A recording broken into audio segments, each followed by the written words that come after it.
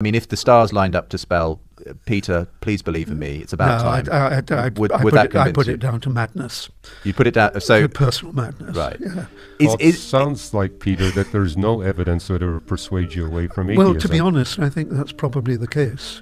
Many atheists claim to be sincerely open-minded about the evidences of a creator. They call Christians narrow-minded and intellectually lazy. But this video of astrophysicist Hugh Ross and scientist Peter Atkins might prove otherwise. I'm just interested, what sort of evidence could science or the physical universe present to you that would make you think, actually, that is evidence that there's a mind behind this? I find that a very difficult question. If I were looking in the Bible for evidence, heaven forbid, I would expect to see maybe increase in entropy is equal to Q reversible divided by temperature. And that is if there was literally an equation in the Bible, equation like in that. the Bible, rather than all this wishy-washy, elastic writing that it pervades. All right. So if there was something like that they discovered in the Bible, then I'd think it was probably a forgery. Well, exactly. The problem is, would it actually make you?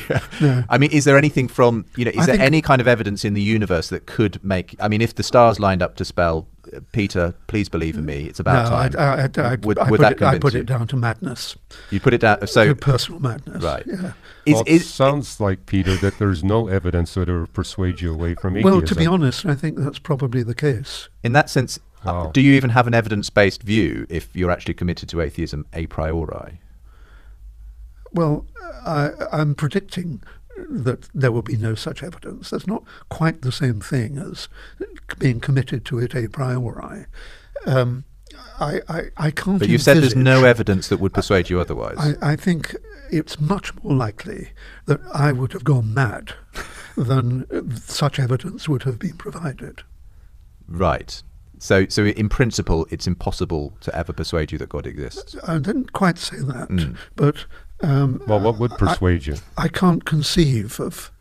I suppose even if I died and was confronted with St. Peter saying, "Welcome to heaven," I'd probably think I was dreaming. Would you? That leads me on to my next question. If I were dead, would you want it to be true? I mean, do you want God to exist in any shape or form? Would you be pleasantly surprised if you woke up on the other side of death and found a life of eternal bliss? Of course, there's a play by Bernard Shaw, isn't there? Is it Man and Superman? Yes, but maybe. Heaven is found to be so boring that they ask to go down to hell for a bit of fun. Atkins is resolute that no evidence would convince him of God's existence, as he is ready to explain it away. The problem, then, is not with the evidence, but with how the atheist will interpret evidence according to their unbelief. The reality of the matter is that for some atheists, no evidence will ever be enough to convince them of God's existence, because they have a prior commitment to the philosophy of naturalism. In the words of St. Paul, ever since God made the world, he has been showing people clearly about himself. We cannot see God, but the things that he has made show us clearly what he is like.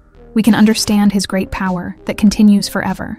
We can know that he is the true God. So there is no reason for anyone to say, we could not know about God.